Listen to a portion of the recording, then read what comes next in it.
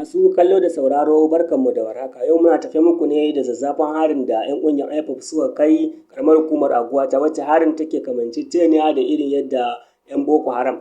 A baya dai kamar yadda kuka sani 'yan ƙungiyar IPOB suna faɗa ne da jami'an tsaron Najeriya, su suke kashewa wato na soja da police da kuma mofol da dai sauran jami'an tsaro. To yanzu abun ya faɗaɗa, sun fara sa ma gine-ginen gwamnati wuta. Kamar yadda kuke gani ƙaramar hukuma ce ta Aguata, farfajiyar ƙaramar hukuma ɗin da suka zo suka kashe masu gadi mutum 6, kafin nan suka tare ƙofa suka banka ma ɗakin masu gadin wuta. To mutane ciki kuma ganin haka duk wanda ya fito da niyyar ya fita ya tsira ya gudu, in suka ga baka musu ba sai su kama ka su yanka ka, in suka kama musu kuma da su bar ka wuce su bar ka wuce.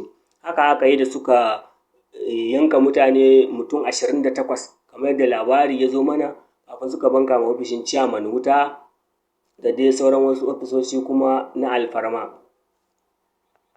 Bisa bayanan da kuma muka tattara, shi ciyaman na wannan ƙaramar hukuma ɗin ba su samu damar yin arba da shi a gurin ɗin ba, wato sun zo sun samu bayanan kafin suka aikata abin da suka aikata. Ganin haka ne ya sa gwamnatin jihar ta saka dokan hana fita, wato dokan kulle na tsawon sa'o'i 24 a wannan ƙaramar hukuma da kuma ƙauyukan da ke gefenta. Domin samun ƙarin bayani a kan yanayin da ake ciki a wannan ƙaramar hukuma ɗin da dai wasu abubuwa suka shafi harka ta ƙungiyar ta IPOB, kwa iya bibiyan channel namu na Ambato TV. Mun gode masu sauraro.